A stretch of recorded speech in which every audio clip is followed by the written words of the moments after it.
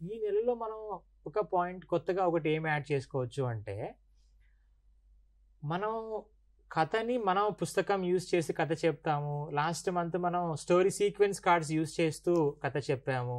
అదేవిధంగా ఈ నెలలో పిల్లలతో కథని నాటకీకరణ చేసేలాగా మనం ఎంకరేజ్ చేయడం. ఓకే. మనకి ఈ మంత్లో ఉన్న కథ ఏముంది? పాయసం ఉంది ఆ కథలో, కోతి ఉంది, దర్జీ ఉన్నారు, ముళ్ళు ఉంది. ఏం కథ ఐడియా వచ్చిందా? సో కోతి పాయసం కథ అన్నది మనకి ఈ నెలలో ఉంది అనమాట. సో పిల్లలని ఈ ఈసీసీ డే రోజు సో మంచిగా కొంతమందికి ఒక పిల్లవాడు కోతిలాగా ఒక తోక పెట్టేసి, ఒకరికి దర్జీలాగా, ఒకరు ముసలావిడిలాగా కుండలు చేస్తున్నట్లు.